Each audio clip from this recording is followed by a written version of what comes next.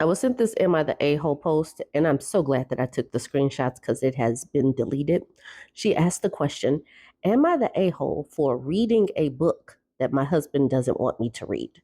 No, you're not the a-hole based on that title alone. She says, yeah, the title is real. I'm in a book club, but we are all suburban white women. Most are more liberal than me and wildly more so than my husband. Background is we are on the brink of divorce, trying to claw our way back so we can be one loving home for our children. But we have big differences, so we are having major issues. And he brought up a book he found on the counter the other day that I brought home from the library. It's in fact the book of the month from my book club, lent to me by my friend because the wait list was so long for it and I didn't want to waste an Audible credit. I did not choose the book this month. I don't have any knowledge about it because I was not even at last month's meeting due to one of our kids' birthdays being on that day. I have not even started it. He said how he read the back and it is about a wife cheating on her husband, and then she and her husband end up finding a dead lady of the night, and all of this unaliving mystery. He told me how if I valued us, I wouldn't read it because reading a book about a woman cheating on her husband during this time when we are breaking down is a bad idea. It puts things into the brain, dreams, universe, etc., that my friends must have husbands who cheat on them and they have had marriages and we are trying to fix ours. So why would I essentially bring that negative stuff into my life? Y'all, I basically shut down. One of all of my friends, besides the one who recently got divorced, we have the worst marriage. But I have never and would never cheat. If I got to that point that I was seriously considering it, I would know it was done. I cannot stress enough that it has never been an issue in our marriage. I think I should tell him he should stop watching UFC fights because in the marriage environment we're in, it's for the best because you never know. His emotional abuse could spill over to physical if he watches too much. Having him police fiction novels I read for a book club is insane to me. I'm going to return the book to the library as a front and still waste an Audible credit on it and listen to the audiobook instead. I'm sorry, the audiobook anyways. Am I the a-hole? I'm sorry, am I the a-hole if I go ahead and do it anyways? I mean, I downloaded it already. I'm just going to hide the listening. Absolutely not. You're not the a-hole. He should not be policing what you read, what you do, because you are not a child. And I'm sure you're not that impressionable of an adult. Edit. Also to add, we have had multiple books about cheating spouses, both man and wife, and we have read one about a mother who unalived one kid and tried to unalive another. Never tried to take out my kids after that.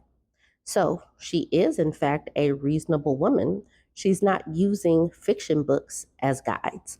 This does not make you an a-hole. He is being an a-hole and being controlled.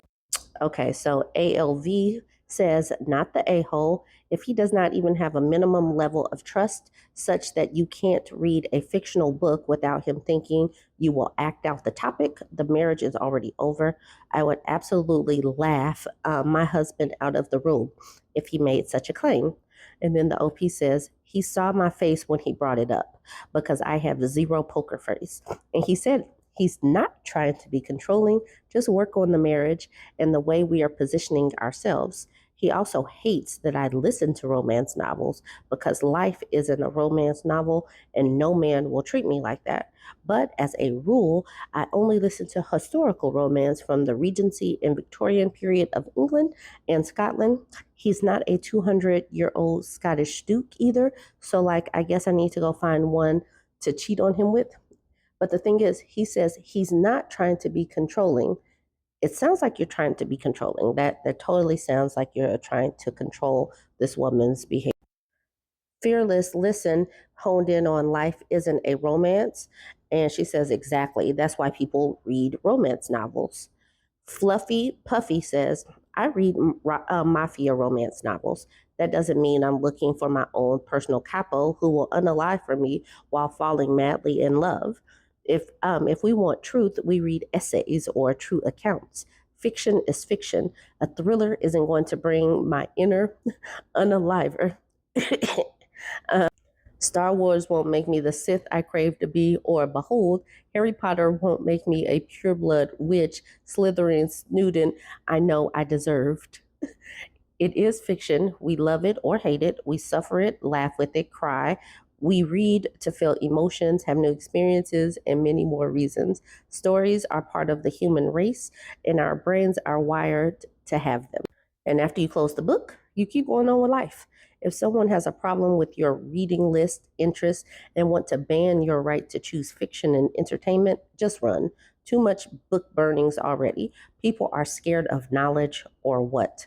They're scared of creativity. Books get your brains going. It's not necessarily that they're going to make you run away and cheat on your spouse. It's not that. But still, it keeps your brain open, it keeps you active. This is absolutely still, though, a control tactic. So Control Alt Q says, not the a-hole. Remember when Game of Thrones was popular and everyone was defenestrating kids and committing incest? I had to underline defenestrating because what is that? Okay, she says, if you have to sneak around to do normal things like reading a book, the battle for a healthy marriage is already lost. Okay, so then this person says defenestrating. Every time I see that, I get such a kick out of the fact that there is a specific word for throwing someone out of the window. So then I go over to the dictionary and it says defenestration, the action of throwing someone out of a window. I did not know that there was a specific word. So now we know that defenestration or defenestrating is the action of throwing someone out of the window. Death by defenestration has a venerable history. I didn't know. So I told y'all she deleted the post, but her comments are still there. Odd Owl says, not the a-hole, but you are overreacting. Maybe give him the win on the book if you're really working on things instead of trying to take something from him. The way you put it makes it sound like you two have some power struggles in the marriage when it should be a partnership and full of compromises for small things such as the book, even the UFC, if you really felt that way. The thing is, this person, Odd Out, must be a man saying that she needs to give him the win. Why? This man is trying to control her life. If he keeps trying to control in ways like this, he's going to continue to try to win.